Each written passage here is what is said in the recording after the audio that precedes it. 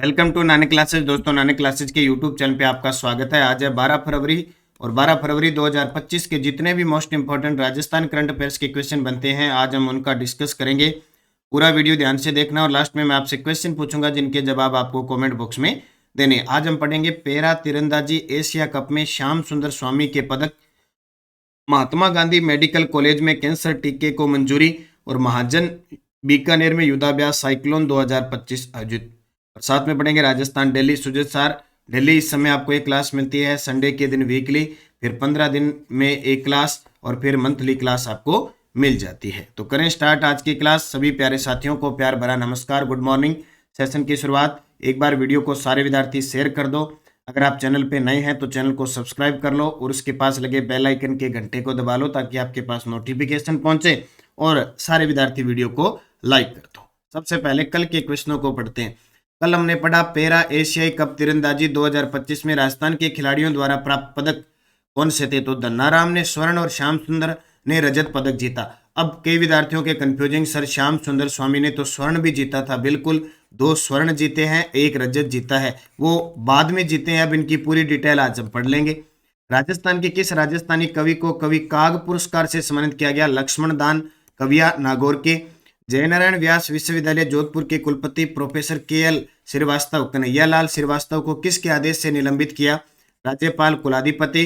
प्रवासी भारतीय सम्मान 2025 से किसे सम्मानित किया गया। डॉक्टर रामनिवास। फिर हमने पढ़ा 9 से 12 फरवरी 2025 को मरु महोत्सव जैसलमेर में आयोजित हुआ। बनास नदी में मिली प्राचीन मूर्ति की अनुमानित प्राचीनता कितनी बताई गई है। 14वीं शताब्दी।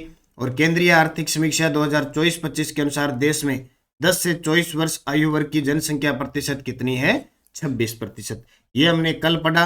इसकी क्विज आपको टेलीग्राम पे मिल गई और टेस्ट सीरीज जो राजस्थान करंट अफेयर्स की चल रही है, डेली, वीकली, मंथली, इसमें आपको टेस्ट मिल जाता है, मंथली पीडीएफ मिल जाती है, मंथली वीडियो मिल जाता है। तो ज्वाइन कर लो आज ही नानक क्लासेज। अब करें स्टार्ट आज की क्लास। पहला प्रश्न, पैरा तीरंदाजी एशिया कप 2025 में बीकानेर के श्याम सुंदर स्वामी ने व्यक्तिगत स्पर्धा में स्वर्ण पदक जीता।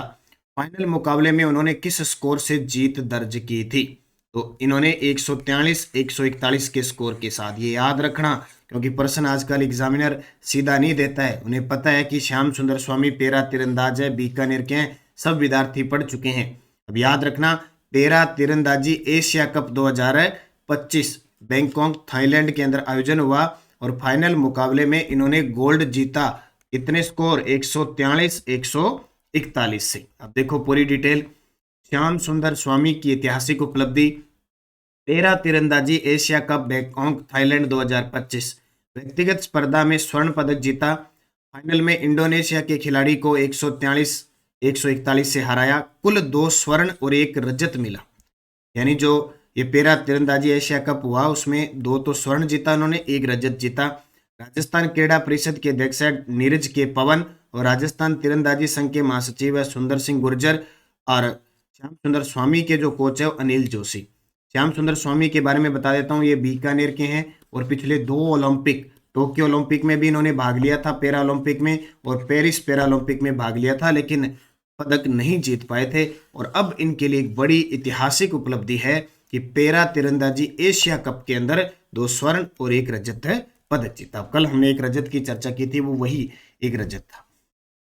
भारत में प्रथम स्तर की डेंड्रिटिक सेल वैक्सीन बनाने की मंजूरी किस मेडिकल कॉलेज को मिली है। कह सकते हैं हम कैंसर का टीका, क्योंकि कोशिकाओं में वृद्धि और इसके लिए जो कैंसर होती है, तो महात्मा गांधी मेडिकल कॉलेज जो जयपुर है उसको मंजूरी मिली है। देखो पूरी detail. Mahatma Gandhi medical college कहाँ पे है, जयपुर में।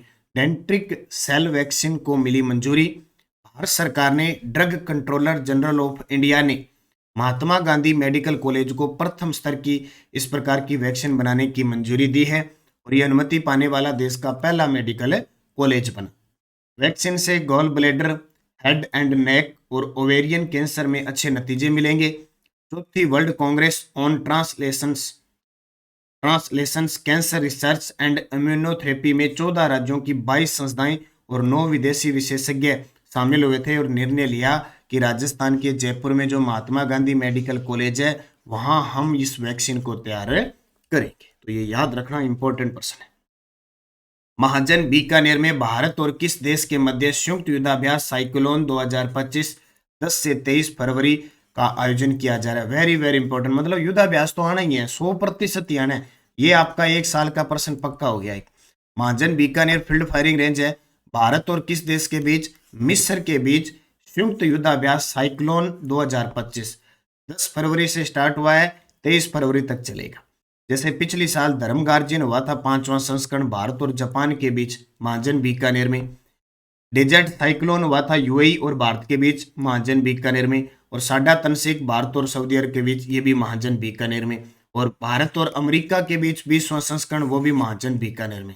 यानी पिछले साल जितने भी हुए थे ना किसी देश के साथ युद्ध, वो सारे महाजन बीकानेर में होते। अब फिर महाजन बीकानेर में भारत और मिस्र के बीच हुआ, जिसका नाम है साइक्लोन 2025 10 से 23 फरवरी को। ये देखो आपके सामने तस्वीर।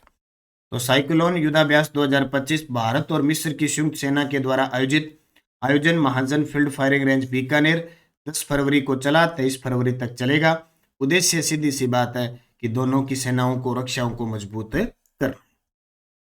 8 से 12 फरवरी 2025 बेणेश्वर मेले का आयोजन कहाँ किया जा रहा है? वैसे तो मुख्य मेला तो लगता है माघ पूर्णिमा को, ठीक है, जहां सोम, माही, जाखम नदियों का संगम है बेणेश्वर धाम नवाटापुरा में। ये देखो संगम पे आदिवासियों का कुंभ कहते हैं, ठीक है। माघ पूर्णिमा को सबसे बड़ा मेला भरता है, लेकिन उत्सव बनाया जाता है। तो 8 फरवरी से चला और आज 12 फरवरी बेणेश्वर मेले का आयोजन डूंगरपुर के अंदर। यहाँ पे डूंगरपुर, ये नॉर्मल हम पढ़ते हैं। बेणेश्वर मेला, बेणेश्वर धाम, जिसकी स्थापना संत मावजी के द्वारा की जाती है नवाटापुरा गांव सोम, माही, जाखम नदी के संगम पर। और बेणेश्वर धाम में 8 से 12 फरवरी को मेले का आयोजन। इसके अलावा राजस्थान में अभी 7 से 8 फरवरी 2025 को 28वां इंडियन बर्ड फेयर का आयोजन जल महल मानसरोवर जयपुर में। 26 से 28 जनवरी 2025 को सांबर महोत्सव जयपुर में। 27 से 30 जनवरी 2025 को माही महोत्सव बांसवाड़ा में। और 11वां bird festival 2025 golden park Udaipur में 17 से 19 जनवरी 2025 को आयोजित हुआ। और अंतर्राष्ट्रीय ऊंट महोत्सव बीकानेर 10 से 12 जनवरी को। मरु महोत्सव 9 से 12 फरवरी को जैसलमेर में। और 3 दिवसीय सूफी फेस्टिवल का आयोजन मेहरानगढ़ जोधपुर में। ये कुछ महोत्सव वगैरह है, बाकी तो मैं आपको मंथली दे रहा हूँ, मंथली महोत्सव अलग दे रहा हूँ, अभियान अलग दे रहा हूँ, तो मेरे हिसाब से कोई दिक्कत आपको वैसे नहीं होनी चाहिए। राजस्थान में 1 गीगावाट सौर परियोजना के विकास के लिए भारत की किस कंपनी ने ब्लू लिप एनर्जी सिंगापुर के साथ साझेदारी की? राजस्थान में 1 गीगावाट, 1 मेगावाट नहीं, 1 गीगावाट सौर परियोजना के विकास के लिए भारत की किस कंपनी ने ब्लू लिप एनर्जी सिंगापुर के साथ साझेदारी की है? जैक्सन ग्रीन के साथ। इसके साथ जैक्सन ग्रीन। देखो राजस्थान में 1 गीगावाट सौर परियोजना, जैक्सन ग्रीन और ब्लू लिप एनर्जी की साझेदारी। जैक्सन ग्रीन भारत की है और ब्लू लिप एनर्जी सिंगापुर ने राजस्थान में 1 गीगावाट सौर परियोजना के विकास के लिए साझेदारी की है। इसके लिए कुल 400 मिलियन अमेरिकी डॉलर यानी 3400 करोड़ रुपए का निवेश होगा।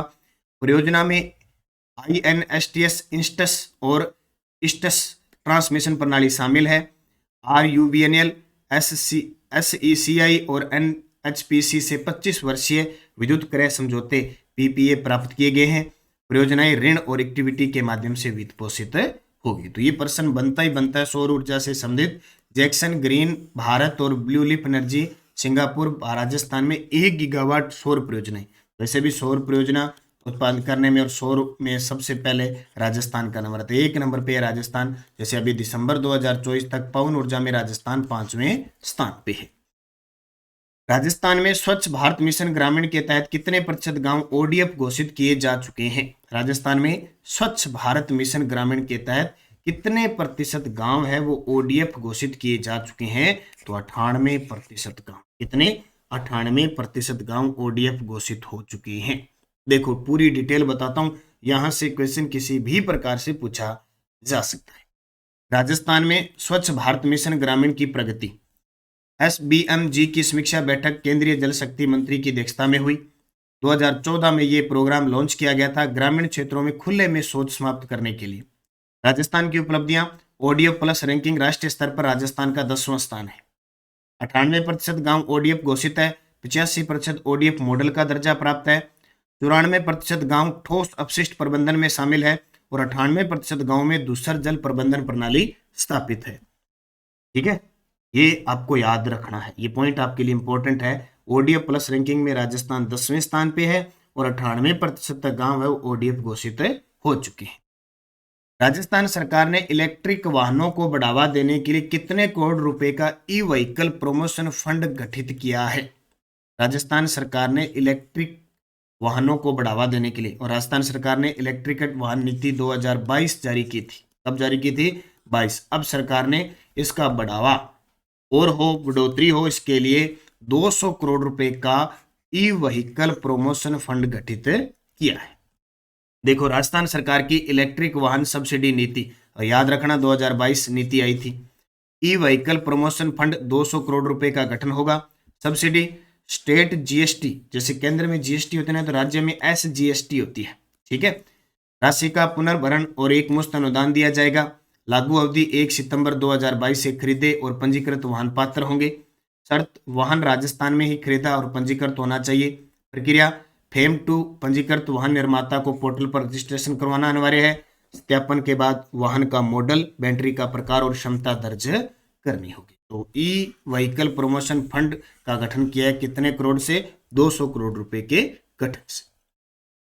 वाहन स्वामी पोर्टल पर आवेदन करके चेसिस नंबर के अंतिम 5 अंक दर्ज करेगा। ओटीपी सत्यापन के बाद सब्सिडी सीधी बैंक खाते में आएगी और निर्धारित सीमा के अनुसार प्रत्येक श्रेणी में इलेक्ट्रिक वाहनों को प्रोत्साहित दिया जाएगा। तो ये आपको याद रखना है। सूर्यस बुलेटिन, मुख्यमंत्री ने पुष्पांजलि अर्पित की। पंडित दीनदयाल उपाध्याय की 57वीं पुण्यतिथि थी और ये मैंने बता ही दिया। राजस्थान सरकार इलेक्ट्रिक वाहनों के लिए 200 करोड़ रुपए की सब्सिडी देगी। महाकुंभ, राज्यपाल ने पवित्र स्नान किया। हरिभाऊ किशन राव बागड़े साहब जो राजस्थान के 45वें राज्यपाल के रूप में और व्यक्ति विशेष के रूप में 22वें राज्यपाल है। 31 जुलाई 2024 को राजस्थान हाईकोर्ट के मुख्य न्यायाधीश MM श्रीवास्तव ने शपथ दिलाई। मुख्यमंत्री अनुप्रति कोचिंग योजना, इसकी तारीख बढ़ाकर 15 फरवरी कर दी है। अब इसका फायदा उठा लेना। आरपीएससी सहायक आचार्य हिस्ट्री के साक्षात्कार 20 फरवरी से शुरू है। इसके अलावा मुख्यमंत्री ने सेडल बांध का क्या निरीक्षण किया है? कहाँ पे है? राउत भाटा में है सेडल बांध। क्वेश्चन आ सकता है अभी, सेडल बांध कहाँ पे है? चित्तौड़गढ़ राउत भाटा में। और मरु महोत्सव 2025 का समापन हो चुका है, जिसकी हमने डिटेल पढ़ ली। टेलीग्राम ज्वाइन कर लो, नानक क्लासेज और नानक क्लासेज शिव सर, ताकि आपको पीडीएफ कोई भी सूचना है वो प्राप्त होती रहे। पिछले वीडियो का क्वेश्चन था राजस्थान का दूसरा पशु चिकित्सा और पशु विज्ञान विश्वविद्यालय किस जिले में स्थित है? तो आप सभी का जवाब था जयपुर जोबनेर में। पहला बीकानेर के अंदर, पहला बीकानेर में है। अब आपके लिए क्वेश्चन जिसका जवाब कमेंट में देना है। 9 से 12 फरवरी मरु महोत्सव 2025 कहाँ आयोजित हुआ?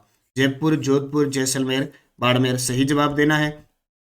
Yes day dose, Mahi Bajaj Sagar बांध राजस्थान के किस स्थान पे बनाया गया? बोरखेड़ा गांव है बांसवाड़ा में, वहां। श्रीमती रत्ना शास्त्री को किस वर्ष पद्मश्री और पद्म भूषण सम्मान मिला? 1955 में पद्मश्री मिला, 1975 में पद्म भूषण मिला। राजस्थान में वह पहला स्थान कौन सा है जहां 1857 की क्रांति का विद्रोह हुआ? नसीराबाद, अजमेर, 28 मई को। भोगीलाल पांड्या डूंगरपुर प्रजामंडल की स्थापना की थी 1944 में। और 1526 में पानीपत की लड़ाई में दिल्ली के सुल्तान इब्राहिम लोदी को बाबर ने हराया था और युद्ध भूमि में ये इब्राहिम लोदी को मार दिया था। ये पांचों क्वेश्चन आपके कनिष्ठ अनुदेशक JEN इलेक्ट्रिकल पेपर में आए थे। आपको पता लग रहा है कि हमें राजस्थान जीके कैसे पढ़ना है और एग्जामिनर कैसे दे रहे हैं। और फिर JEN इलेक्ट्रिकल 7 फरवरी 2025 के पेपर की कहानी। 3-4 पेपर हुए हैं, मैं सब मैं बताऊंगा।